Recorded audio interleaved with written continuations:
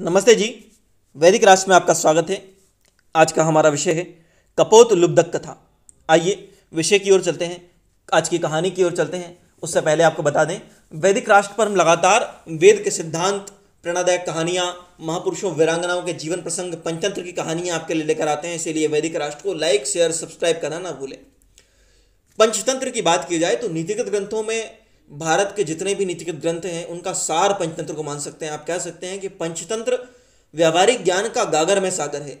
पंचतंत्र का स्वाध्याय हर उस व्यक्ति को करना चाहिए जिसे व्यावहारिक ज्ञान में प्रवीणता हासिल करनी है बड़े अच्छे तरीके से। इसीलिए पंचतंत्र बहुत गहराई से व्यावहारिक ज्ञान का विश्लेषण करता है, उसको डिस्क्राइब करता है। आइए आज की हमारी कथा कपोत लुब्धक कथा। जब कौवों और उल्लुओं के बीच की लड़ाई आरंभ हुई, उनके बीच बातचीत आरंभ हुई, कौवों ने अपने पक्ष को कमज़ोर समझकर, कमज़ोर जब उनकी परिस्थितियां हुई तो उन्होंने वहां से प्रस्थान करना उचित समझा। और उनके मंत्री ने जो सलाह दी कि मुझे जाना चाहिए शत्रु पक्ष में और मैं उसका विश्वास जीतकर उसके ख़त्म करूंगा, वो शत्रु पक्ष के पास आया। उनकी झूठी लड़ाई की कहानी बनाई गई और उसके पश्चात उसकी और उसके मालिक की। अब शत्रु पक्ष के जितने भी मंत्री हैं वो अपने राजा से बता रहे हैं कि इस शत्रु पक्ष से आए हुए शरणागत का क्या करना चाहिए। आज की हमारी कथा का जो मूल विषय है वो है कि शरण आए शरणागत को कभी भी उसके साथ व्यवहार कैसा किया जाता है, उसके बारे में आज हम बात करेंगे, चर्चा करेंगे। आइए आगे बढ़ते हैं। अब क्रूराक्ष आगे कथा आरंभ कर रहा है, अरिमर्दन को बता रहा है, अपने राजा अरिमर्दन को, कि महाराज व्यवहार कैसे किया जाता है लोगों के साथ। एक अत्यंत दुर्वत यम सदृश क्रूर बिल्कुल और पापी बहेलिया पक्षियों के मांस की खोज में किसी वन में इधर उधर घूम रहा था। बड़ा बेकार प्रवृत्ति वाला क्रूर यम जैसा और पापी बहेलिया, जिसका कार्य ही रोज पक्षियों को बिना कारण मारना था। उसका ना तो कोई मित्र था, ना ही संबंधी था और ना ही बांधव। अर्थात उसके बारे में आप सोच सकते हैं कि वो कितना क्रूर होगा, जिसका ना कोई, क्योंकि मोह होता है, जो रिश्ते होते हैं वो व्यक्ति को बांध के रखते हैं। व्यक्ति उनके लिए चीज़ों को समझता है, लेकिन इसके पास कुछ नहीं था। उसके उस क्रूर कर्म के कारण सभी लोग उसने उसको छोड़ दिया था। उस नृशंस दुष्ट जीवघाती प्राणियों के हृदय में उद्वेग उत्पन्न करने वाले व्यक्ति भी सिंह, व्याघ्र, गज और सर्प आदि हिंसक पशुओं के ही समान होते हैं। कौन से व्यक्ति हिंसक जानवर होते हैं धरती पर? वो जो नृशंस होते हैं, जो दया नहीं करते, जिनके अंदर दया करुणा नहीं होती, जो दुष्ट प्रवृत्ति के होते हैं, जो जीवों की हत्या करते हैं, प्राणियों के हृदय में उद्वेग उत्पन्न करते हैं। अर्थात जो नियमित रूप से जीवों की हत्या करते हैं, आप नोटिस करेंगे कि उनको देखकर, अगर कहीं जीव हत्या रोज हो रही हो और उस व्यक्ति को देखकर जो जीव हत्या करता है रोज, बाकी के जो जानवर हैं वो सहम जाएंगे एक समय के बाद। इसीलिए व्यक्तियों को भी असर पड़ता है। व्यक्ति का जो अपना चरित्र होता है, कई बार हम कुछ लोगों को देखकर ही सहम जाते हैं, उसका कारण भी यही होता है। इसीलिए ऐसे व्यक्ति हिंसक पशुओं के समान माने गए हैं, होते हैं, जो नृशंस होते हैं, जिनके अंदर दया नहीं होती, जिनके अंदर करुणा नहीं होती, जो जीवों की हत्या करते हैं। ऐसे लोग खुद हिंसक जानवर होते हैं धरती पर। इसीलिए व्यक्ति के अंदर दया, करुणा, प्रेम की भावनाएं होनी चाहिए। और ऐसे लोग किसी के सगे नहीं होते। फिर ऐसे लोग, क्रूरतम लोग, किसी भी हद तक जा सकते हैं अपनी खुद की इच्छाएं पूरी ना होने पर। वह व्याघ्र हाथ में पिंजरा, पाश और लगुड़ लेकर नित्य वन में जाया करता, मतलब सारे चीज़ें ले जाकर जो पकड़ने में काम आती है शिकार के। एक दिन वन में घूमते हुए उसके हाथ में एक कपोती आ गई। उस कपोती को उसने पिंजरे में बंद कर दिया। अभी वह वन में ही था कि संपूर्ण दिशाएं काली हो गई, संपूर्ण आकाश मेघाच्छादन हो उठा, झंझावत के सघन वृष्टि होने लगी। देखते ही देखते वहां प्रलयकालिक दृश्य उपस्थित हो गया। पूरा वातावरण प्रलय जैसा हो गया। अब भयभीत हृदय, बार बार कांपता हुआ वह सुरक्षित हृदय सुरक्षित स्थान को ढूंढने के लिए एक वृक्ष के नीचे जा पहुंचा। डर गया वो। इसे दुष्ट प्रवृत्ति के लोग जो होते हैं ना, बड़े क्रूर होते हैं, जो अत्याचारी होते हैं, वो खुद बहुत डरपोक होते हैं। उनके अंदर खुद के प्राणों के प्रति इतना प्रेम होता है कि हद से ज्यादा। व्यक्ति क्रूर होता ही तब है जब उसको अपने प्राणों को ज्यादा प्रिय होते हैं दूसरों के प्राणों से। कुछ देर के बाद वृष्टि कम हो गई और आकाश निर्मल होने लगा। निर्मल नक्षत्रों से युक्त आकाश को देखकर उस वृक्ष के नीचे खड़ा होकर वो यह प्रार्थना करने लगा कि कोई भी जो इस वृक्ष पर रहता हो उसकी शरण में हूँ मैं, मेरी रक्षा करें। और उस समय मैं शीत से अत्यंत व्यथित हूँ, मैं भूख से बेसुध होता जा रहा हूँ। उसकी शाखा पर एक अपनी स्त्री के आगमन की बहुत देर तक प्रतीक्षा करने वाला कपोत निराश और दुखी होकर विलाप कर रहा था। इतना विशाल तूफान आया, इतनी भीषण वृष्टि हुई, फिर भी मेरी प्रेयसी नहीं आई, ना जाने कहाँ पड़ी होगी। उसके अभाव में मेरा घर सूना हो गया है। वो कपोत उस वृक्ष की डाल पर बैठकर कह रहा है कि मेरी प्रेयसी आई नहीं, इतना तूफान आ गया, इतनी परिस्थितियाँ विपरीत हो गई, पता नहीं कहाँ तूफान में फंसी होगी, कहाँ पड़ी होगी। और वो कपोती जो है, उसकी प्रेमिका जो है, उस क्रूर बहेलिये के जाल में फंसी हुई है। जिस व्यक्ति की जो पार्टनर होते हैं, लाइफ पार्टनर जिन व्यक्तियों के, वो उनको प्रेम करने वाले और उनके हित को चाहने वाले होते हैं, ऐसे लोग धन्य होते हैं। घर को घर नहीं कहा जाता अगर घर में गृहिणी नहीं हो। उसी प्रकार जो है एक दूसरे का साथ ही व्यक्ति के जीवन को सही तरीके से चलाता है। अपने पति के दुखयुक्त वचनों को सुनकर उस कपोती ने कहा कि जिस स्त्री का पति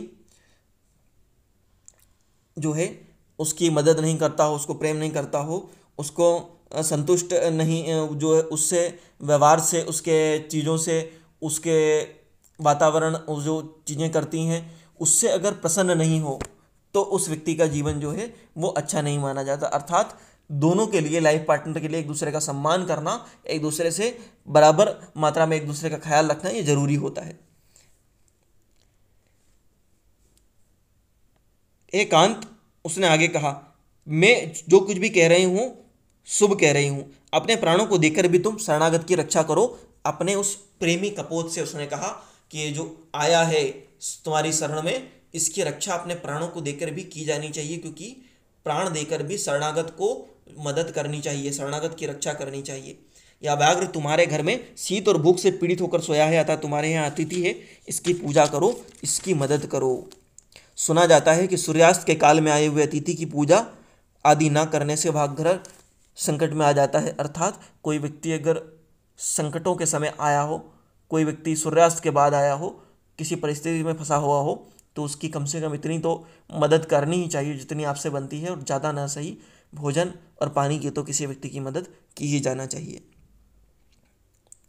और कपोत कह रहा था कि इस दुरात्मा ने मेरी प्रिया, मेरी पत्नी को बंधन में डाल दिया है, यह सोचकर मैं इसके प्रति द्वेष कैसे ना रखूं।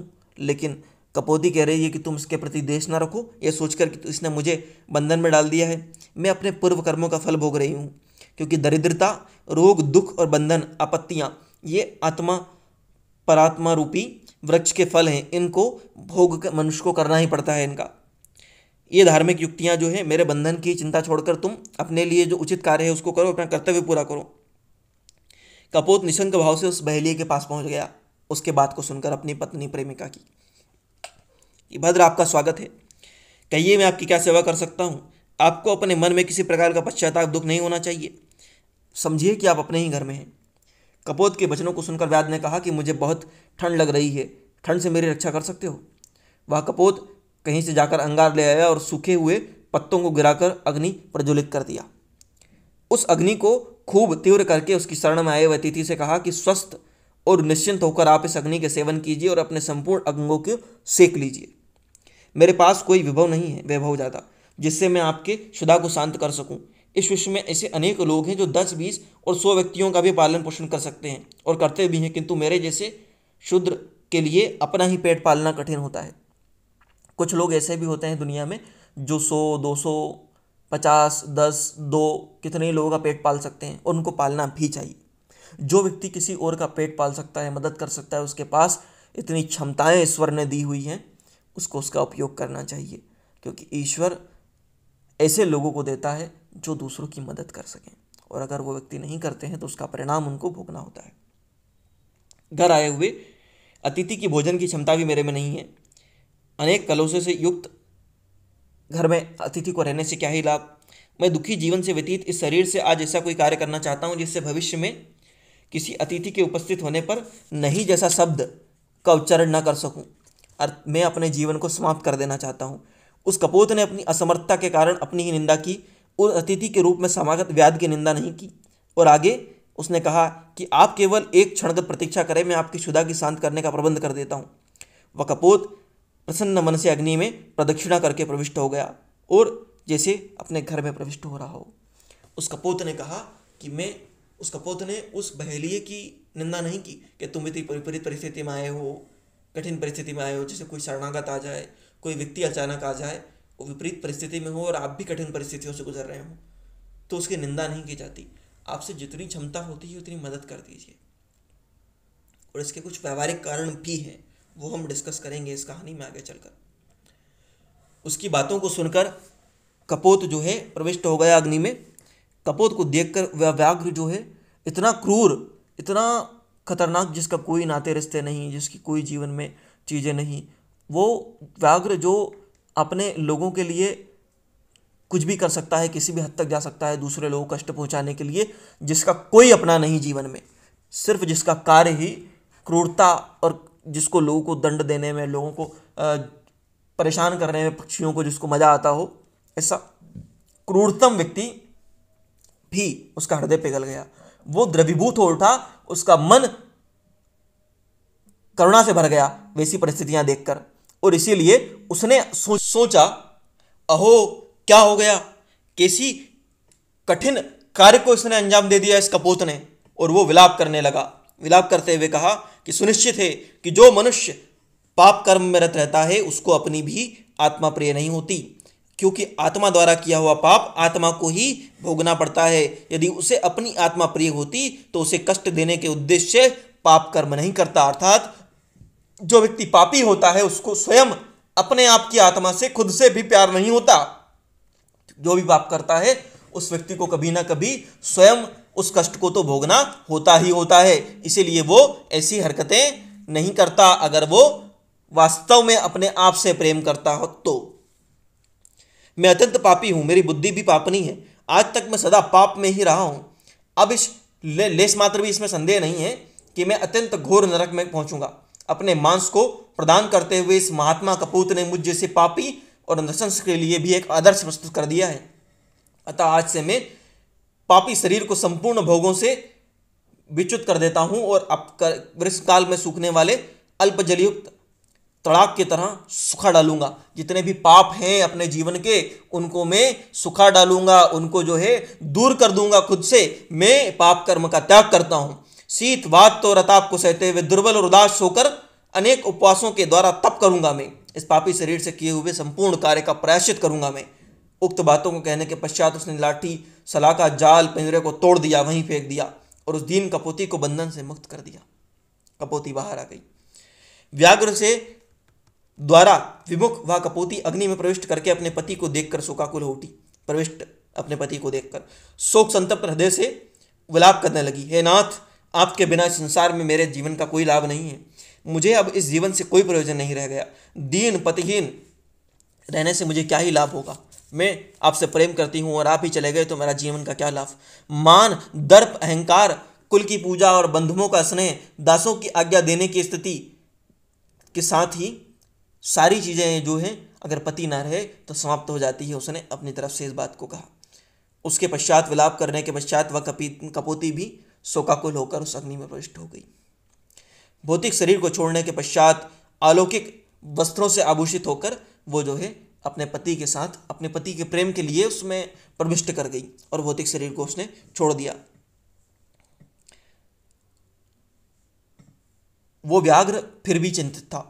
व्याघ्र शोकाकुल था। एक सघन वन में वो प्रविष्ट हो गया और जीव हिंसा से विरत होकर परम वैराग्य के साथ वहां रहने लगा। उस वन में व्याप्त दावाग्नि को देखकर एक दिन विरक्त भाव से वह भी उस अग्नि में प्रविष्ट हो गया और पुनः पाप रहित होकर एक दिन उसको इतना शोक हुआ कि अग्नि जली वन में और वो खुद भी उस कृत्य के प्रभाव में अपने शोक से पीड़ित होकर अग्नि में प्रविष्ट हो गया। उक्त कथा को समाप्त करने के पश्चात क्रूराक्ष ने अपने स्वामी से कहा, उल्लुओं के मध्य में अब यह वार्ता चल रही है कि देव, इसीलिए कहता हूं कि कपोत ने शरण में आए हुए शत्रु की भी पूजा की थी, अपना मांस खिला दिया। क्रूराक्ष की बात को सुनकर अरिमर्दन ने दीक्षाप्त से पूछा कि इस स्थिति में आप क्या करेंगे। देव, उसको मारना उचित नहीं। कभी कभी अहितकारी व्यक्ति भी अपना हितकारक हो जाता है। कहा भी गया है कि जो मुझसे सदा उद्विग्न रहा करती थी वही मेरी आज्ञा पालन कर रही है, इसी कारण मेरे पास से जो कुछ भी हो तुम उसे चुरा ले जाओ। चोर ने कहा कि तुम्हारे पास चुराने योग्य कोई वस्तु देख ही नहीं रहा हूं, यदि चुराने योग्य कभी कुछ रहेगा तो फिर कभी आ जाऊंगा। आर्यवर्धन ने पूछा कि ये क्या कथा है, इसको मुझे बताइए। अब इस कथा के बारे में, चोर वृद्ध वणिक कथा जो है, हम कल आरंभ करेंगे, इसके बारे में बताएंगे। अभी तक हमने जो बात जानी उस बात के अंतर्गत एक शरण में आए हुए व्यक्ति के साथ अच्छा व्यवहार करना चाहिए। ये हर परिस्थिति में लागू नहीं होता, इस बात का भी ध्यान रखिए। पिछली कथाओं में हमने जो बात जानी है उसको ध्यान रखना होता है। हमने पिछले में शत्रु नीति जानी, उसके पहले मित्रों के बारे में जाना, मित्र से कैसे व्यवहार किया जाता है, मित्रों से कैसे पूरी चीज़ें की व्यवहारिक नीतियाँ अपनाई जाती हैं, धन के बारे में क्या नीति होती है, बहुत सारी चीज़ें हमने पहले जानी। उन परिस्थितियों को आचरण करते हुए, उन परिस्थितियों का ध्यान रखते हुए हम इन चीज़ों को करते हैं। एक बात हम ध्यान रखते हैं कि सामने आया हुआ व्यक्ति कौन है, कैसा व्यक्ति है। साथ साथ हम भोजन और पानी के लिए तो हर व्यक्ति के लिए प्रबंध करते हैं, लेकिन बाकी चीज़ें भी ध्यान में रखी जाती हैं। इसका मुख्य उद्देश्य ये भी होता है कि व्यक्ति अगर गलत भी है तो उसका हृदय परिवर्तन की संभावना रहती है और उससे फिर बहुत सारे लाभ की संभावना रहती है, क्योंकि पंचतंत्र व्यवहारिक नीति का ग्रंथ है। इसमें हर बात जो कही गई है उसका व्यवहारिक जीवन में, नीतिगत जीवन में कोई ना कोई संबंध अवश्य है। इसी के साथ अन्य प्रेरणादायक कहानियों के लिए, पंचतंत्र की नीतिगत कहानियों के लिए हमारे प्लेलिस्ट को अवश्य देखें। वैदिक राष्ट्र को लाइक, शेयर, सब्सक्राइब करें, बेल आइकॉन की घंटी को दबा दें और अपने कीमती सुझाव कमेंट अवश्य करें। धन्यवाद।